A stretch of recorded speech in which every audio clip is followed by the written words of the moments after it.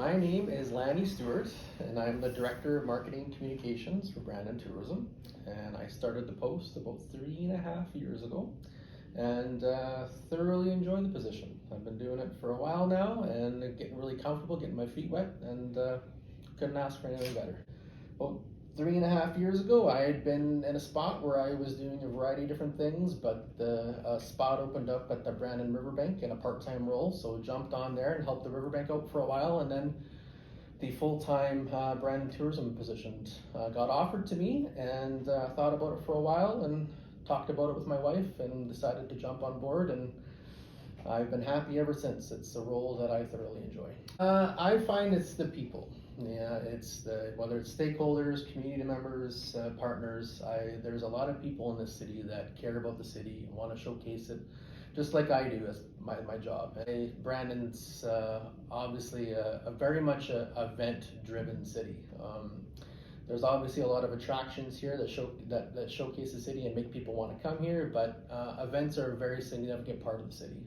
Always have been, always will, and that's why Brandon First is obviously very important in terms of trying to get the city to have that look and feel of a place where we can have not only our signature events that are already here now that are established, but even bigger and better events that hopefully in the future we could bring to the city. The one that kind of jumps out to me would be with my current position.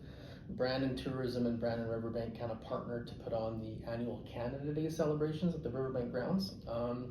Obviously, because of the pandemic, that hasn't taken place the past little while, but previously when we did put it on, it was obviously a very signature event in the city. Happens every July 1st, and there's thousands of people that come to the Riverbank grounds, and they thoroughly enjoy themselves, and there's family fun, entertainers, great food, etc. And yeah, it's an event that I'm certainly proud to be a part of, and we're looking to be putting it on this July 1st, so we're really looking forward to it. There's a lot of work that goes into it, and I know just from the outside perspective, from promoting these big events and seeing it firsthand, there's a variety of hurdles that people have to jump to get signature events or big events that come to the city. So I know the work firsthand that goes into getting these events, and I can't thank the people across the city who work tirelessly to get these events to come to the city and to help showcase what our city is all about. Ever since I can remember, Brandon has always been known for its events. Brandon, event tourism is tourism. It draws a ton of people to the city.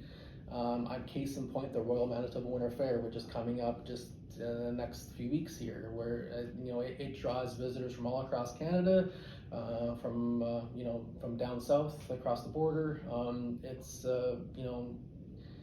These events matter a ton to the city, and in terms of the economic revenue it brings to the city, the impact.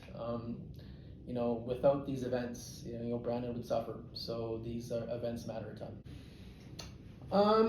If they're looking to get into the tourism industry, or if they're looking to get into the marketing promotional field, you got to be willing to go out on a limb, and you got to be willing to if you consider yourself a creative person, you got to be willing to be creative, and you got to be willing to put yourself out there a little bit and showcase kind of what you can do, and don't be afraid to do it, because if you're afraid to do it, and if you feel like if you do it, that it's you're not going to impress or what have you, that's not the right attitude to have, because sometimes creativity is sometimes things work, sometimes things don't work, but if you don't put yourself out there and be creative, then you're never going to know what's going to happen here right for you. So yeah, that would probably be my advice.